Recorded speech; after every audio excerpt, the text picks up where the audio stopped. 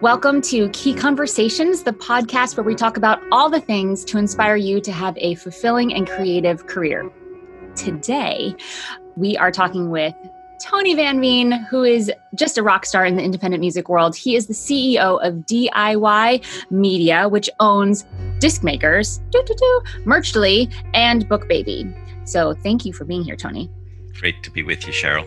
Yeah, you're a busy guy, so this is super awesome. And you are the person in the world to talk to about physical CDs and physical merch and why it still matters. And having just done this whole process and thinking, I'm not touring live anymore, why would I need CDs? I know there's a lot of different people that benefit from CDs. So let's talk about all these things. So my first question for you is, why do physical CDs still matter? Well, physical media in general, I think still matters. And it's kind of ironic that we're in 2020, and I feel like in many ways physical media is almost as important as in 1999, right before Napster popped up on the scene. Streaming is phenomenal. I mean, I'm a streaming listener, you're a streaming listener, but for the average independent artist, what I'm hearing is streaming pays so little that they can't really make ends meet from just streaming revenues, right? At 4/10 of a penny per stream, in order to make $100 as an independent artist from streaming, you need 25,000 streams. Or at your concert, and I know you just mentioned, you don't really tour anymore or perform anymore, but many artists obviously do. Or to make $100, you need to sell 12 CDs, right? Or 7 T-shirts. So economically, there's still a real reason to work with physical media when you're a working artist, when you're a performing artist. And physical media has mostly become a product that you sell at concerts. Yes, there's some retail. You can still get your stuff distributed through CD Baby. You can still get your stuff sold on Amazon. But by and large, physical media is something that gets sold at live events. And what I've seen is, obviously it's not just about the money. For many artists, the graphics, the artwork, the liner notes, the beautiful package, it's part of kind of building their brand of what they are and what they represent. So having that physical product, it's something else that your fans can enjoy. There's a different dimension. There's a visual dimension to it, and frankly, it's still a great demo. You can't hand somebody a stream when you meet them in the elevator, but if you happen to have a physical product on you, you can hand them something. Absolutely. I mean, I never went into the red on tours. I always was able to break even. And I think it was not only because I had the CDs, but because I was not wonky about talking about that I had them from stage, right, and letting people know that they could, my line was, you can take me home tonight in the form of a CD. And, you can get cute about it. Great line. Yeah, right? Great line. And CDs were a huge part of my touring. And you say something really important. And it's the reason why, even though I'm not touring a ton, why I did do a run of CDs for this new release, because it's part of the brand. And I always have them on me. I'm giving them away at parties. I meet people, and my music is very like, this new record is a new age record. So I can go into a spa and they're still running their CD players, and now I'm getting, and they buy it off of me, and now they're selling it, and they're, there's a lot of different ways that other people can sell it for me, even if it's not on my own concert. But yes, I think for the majority of people listening who are touring, CDs are really still a thing that people are buying. And I've heard like, oh, I don't have a CD player. Oh wait, I do in my car. I can listen to it. Some people don't even care. They just want to have that memorabilia and that nostalgia from this great event that you put on to take back with you. One of the things that I tell artists when they say, I don't have my fans tell, I don't have a CD player anymore. My fans tell me they don't have a CD player.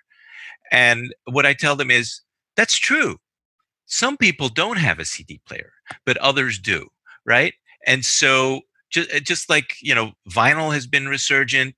Not everybody has a turntable, but some people do. And the people who do are really into it.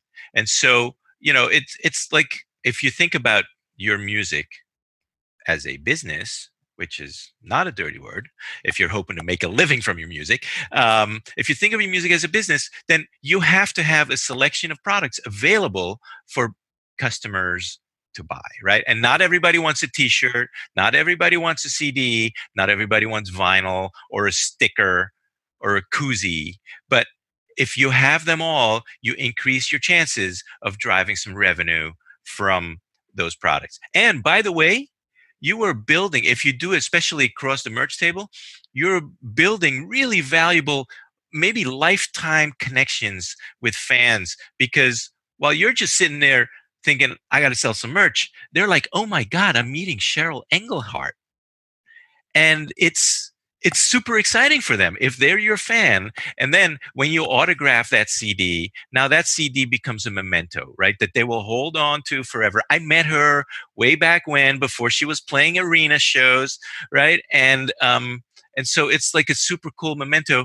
I saw some kind of stat that with vinyl specifically, I don't know what the stat is for CDs, I haven't seen it, but with vinyl, something like, of all the vinyl that gets sold, like half of the records, the poly wrap doesn't even get taken off. So it's not so much about playing the record, though many people love playing the record, and I enjoy it. There's a whole ritual to playing a vinyl record, right? But many people are like, just it's the artwork, it's cool. Look at me, how cool I am. I own the vinyl, and then they listen to it on Spotify, which Yeah. is which Like is which is fine. a status check a little bit, but I'm glad that you brought up vinyl. Is there a genre, or are there genres where it's definitely advised, like vinyl selling like hotcakes versus other genres? And same thing with physical CDs. Do you know if your music tends to sell to a specific audience via one medium versus another? So with vinyl, I think it's pretty well known that the rock uh, and kind of rock oriented uh, genres tend to sell the best, and the urban genres tend to adopt vinyl the least. I think hip hop in particular is known as kind of being generally kind of leading edge on technology, and they've, to a significant extent, and I think to some extent to their detriment, they've kind of left physical media behind. And I saw something that even big artists like Drake and Nicki Minaj, when they came out with their last albums, they did put out CDs, but the CDs came out like 6 weeks after the the digital tracks dropped, and the estimate was that they each lost millions in revenue from not dropping CD at the time that the digital dropped, because there still are fans who want it. And to some extent there's demographics there, right? There's the older demographic is more likely to continue to want to buy physical media. uh, what older is over 40. um, but the you know but there certainly, I think the vinyl adoption spans all age groups. um so, and I think on CDs, I don't know, it's a pretty broad mix of what we're still doing.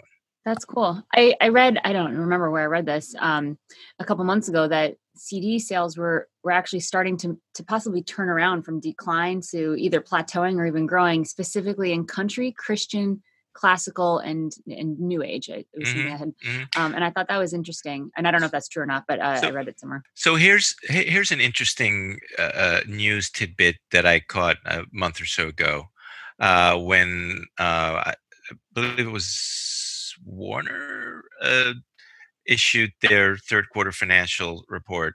Their single biggest selling artist from a revenue perspective was Tool. And Tool had this package, this album Fear Inoculum, and they packaged it like with this little video screen and 32-page booklet, and it had little speakers, and it was, I think, a 59 $69 package, and they literally had fans standing outside on the sidewalk at these indie record stores to buy it. And I mean, Tool, no offense, but who listens to Tool? right? Except they became the single biggest revenue driver for Warner Music Group for the quarter because of the demand for a cool physical package. And that's one of the things with physical product. Like, look, you can do discs in the jackets. And by the way, there's no reason nowadays for budgetary restrictions to not do physical. We just introduced a package for 50 discs in a jacket, nice high gloss board jacket for $99, right? Ooh, Or you can wow. get 100 in digipacks. You did 100? I did You 300. did 300. You're big time. Yeah, And I did 300 because I think there was some option that you get after 275. I can't remember what the perk was, but it was after you buy something a certain amount you get some. I can't remember what it was, but yeah, 300. And honestly, I've gone through half of them, giving them away. I did a really hardcore pre-order push, and I literally said, if you pre-order the digital, which is really valuable for me playing getting on the charts game, if you send me your address, I will mail you a signed copy. yeah. So it's essentially as if they had bought the physical, but it's the digital that counts. And I have, you know, I think that was just to use it as a reward and saying, hey, people know it takes something to make a CD and that it costs something for the artist. So when you're able to do a sort of reward thing like that, of course you want to sell them at shows, but if you're using them in other ways, marketing and branding ways, I think people understand that's valuable. Yep, yep. It's really that's really smart. Kind of reaching out to your list, offering something special. Again, the autograph. Um, I liken the autograph, to Pete Yeah, Rose autographing baseballs, right? I mean, back to do totally. people? You mentioned, some people don't even care; they just want to support you as an artist. When you pay $20 or $25, for Pete Rose to autograph a baseball for you, you're not going to take that baseball and play catch with it, right? So the baseball is a memento. You put it up on a shelf and show off, hey, I got Pete Rose's autograph. Well, your fans are going to, show off that they got Cheryl's autograph. And so this becomes a memento that even if, and I don't see this happening, that CDs go away completely, they will throw away all of their CDs except the one that you autographed Exactly. because that's something that they will really cherish. Totally. And the other part of this is that people that are buying this, they want the music, of course. I would hope that my fans got the music because they wanted it. And then they also know that they're helping me get to, whatever the goals I have. And I've been clear with them. So most of those people did not I have thousands of people on my email list. I did not send out thousands of CDs. I think I mailed out, I think maybe 10 people took me up on that.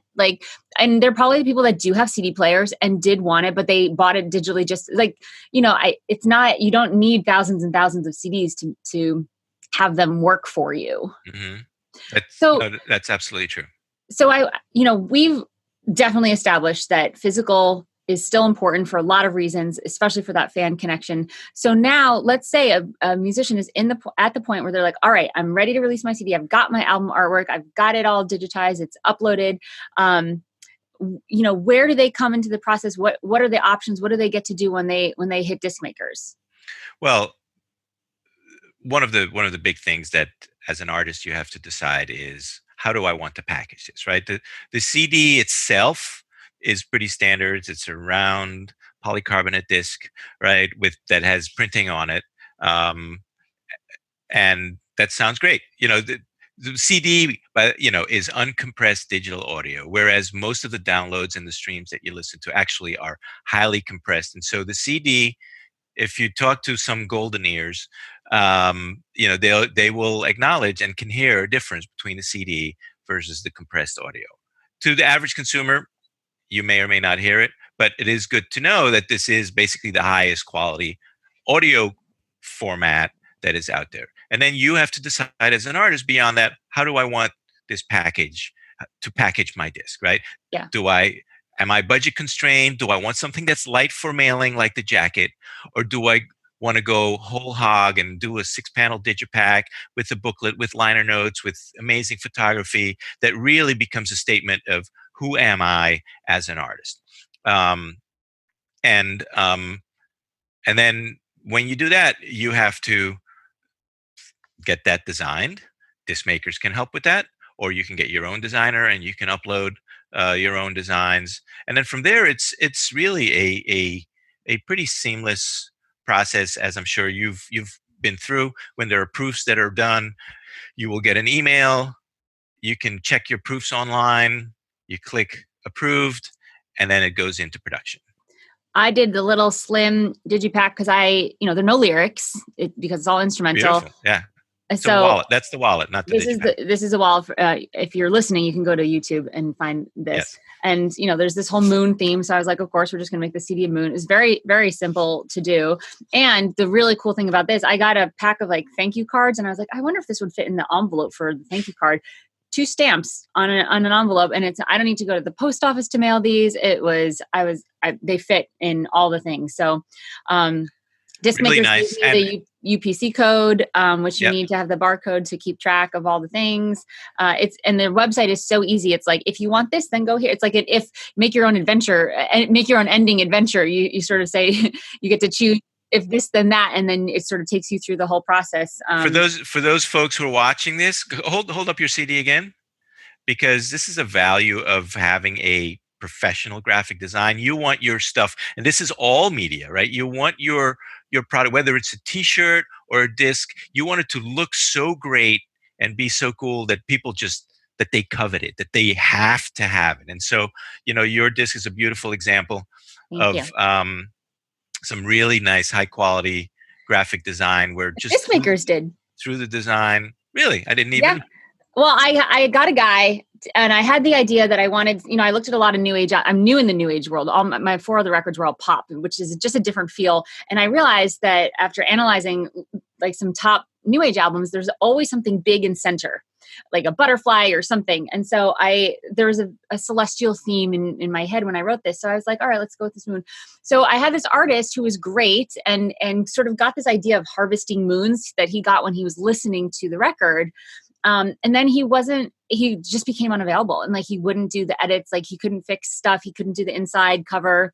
And so I took my initial design that I wasn't in love with, but I liked the concept, and came to Disc Makers and said, can you guys do this? And like, there's a lot of different options with the art department. They can do something from scratch. They Right. can take exactly what you have and just like make it a little better, or they can do something in the middle where you give them an idea and then they sort of take it and run with it. So I did that. I think I had read somewhere or heard somewhere that there was unlimited edits. And so I kind of took advantage of that. And then at some point they were like, all right, girl, you got to call it. Yes, So there are not unlimited edits. yeah, so it's not a thing. I don't know why I thought that. And I mean, I think we got to like the last 3 were just like tweaking the font or something. Yeah. So it was under 10 for sure. And we do have a satisfaction guarantee. Like if we get to a point where it's like guys, you at Disc Makers, you're just not getting it. You're not getting me. I want to cancel. We'll give you all your money back. You can work with your other designer, and we're still happy to make your discs and print them for you. But again, almost nobody calls us on that. Yeah, no. They were like, okay, we're getting really nitpicky, and it was good for someone else to like, because I'm a big fan of saying, hey, done is better than perfect. But I went down my own rabbit hole. So I mean, we were talking about this gradient here for about 3 days, and then finally, my representative Disc Maker was like, so it was great. They did an amazing job, and then it was so great for them. They know exactly the file format that it needs to look the best on printing. I didn't need to worry about translating art talk, which I'm not good at. I didn't know how to say I need it to be this. They know exactly what it needs to be in order to look great on digital and look great on your CD. So that was cool to have them as designers. And you also do mastering too, right? Which we do. I have a guy, so I always go to my guy, but that is another really awesome option if you want to just do everything in one place. I had, back in the day, in the dinosaur ages, i.e. the mid 80s, I with a band, I was in a band, we put out an album and we didn't have the money to master it, which many artists are like, I don't have the money to master it. And like for years thereafter, whenever I would listen to that record, I'm like, it's not quite there. It's not quite enough bass, not quite enough highs, and not quite loud enough. And like so we did a 25th anniversary kind of reissue, and I got the thing mastered, and it's much better. So nice. It does. What's that called? How can we listen to that? I You don't want to share? No. Oh my God, so funny. I love it was it. It was I'll tell you privately, it was a punk rock record, and the name Cool. of the band is it's a little out there. I love it. I love that. Um, so we talked about the process. We talked about why it's important. Anything else that you would share with a musician that is just about to get a CD made that they need to know about their physical media?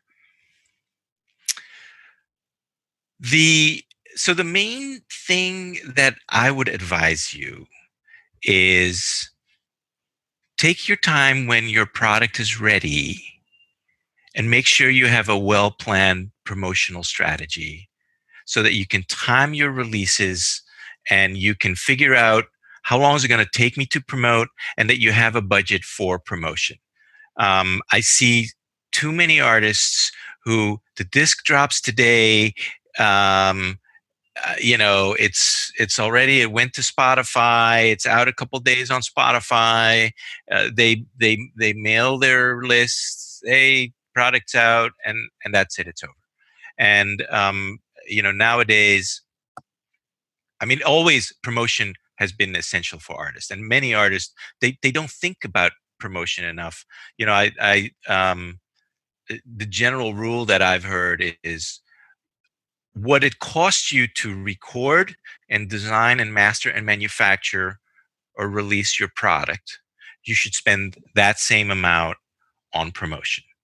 Wow, that's a good rule of thumb, and So I would agree with that. Yeah. so that's not nothing, right? I mean, recording is much more affordable nowadays than it's ever been. Releasing, certainly if you go digital only, is you got the money in your wallet, it's $29, you can get your album out everywhere. But still, if it costs you $3,000, $5,000 to record, if you spent that on promotion, you can see, and it doesn't mean taking up a PR firm, but spending it on doing some Facebook targeting and buying some ads, and buying some audio ads on Spotify. Those are things that you can, building, investing in. I mean, almost investing in good design is part of your promotion. And then it's how do you release it, right? Do you know which blogs might want to review? Do you know how long they need in order to review? So you want to time that so it all can hit more or less at the same time. And so one of the advantages of planning that and not dropping your disc the day that you pick it up at disc makers or that it arrives at your doorstep is, if you now want to do vinyl can take 6, 7, 8 weeks. And so if you plan an 8-week release strategy where I'll drop a digital single, I'll promote it, and then on socials, etc., I'll drop another single, I'll promote another thing, and then I'll drop the album on week 8. Now the CDs will be long done, the vinyl will be done, and your album will be out. And every time it's something new to message, right? Single 1, single 2, album, as opposed to just you have an album and then, very quickly people on your list, people on your social media, they kind of stop hearing you because Cheryl, I heard about her album already, right? Yep. So it's take time for promotion, and make sure that you have some money set aside to do it. That's really great advice. And the next couple of episodes, we're sort of in the process. This whole season of this is season 4 of Key Conversations. We're going through the whole process of producing and creating, and now we're going to duplicate it. So the next couple of weeks are going to be sort of really talking about the pre-orders, the releases, the single release versus the actual release, what to do, the PR, all this stuff, ads. I did, for the first time ever, I ran some Facebook ads, targeted Facebook ads. So really awesome advice. Thank you so much. Where can we find out more about you and or disc makers or all DIY media things? What's the best place to hang out online? Disc Makers is discmakers, DISC makers.com. Our merch brand, Merchly, is merchly.com. You can follow me on Twitter at @tvanveen, or on Facebook you can find me, and on YouTube. Awesome. I will put all those links in the show notes. Tony, thank you so much. I know you're a busy guy. This is really great to sort of get our heads wrapped around physical and why we should still do it. So thank you. Great to chat, and thanks for being a client. Of course, 5 times.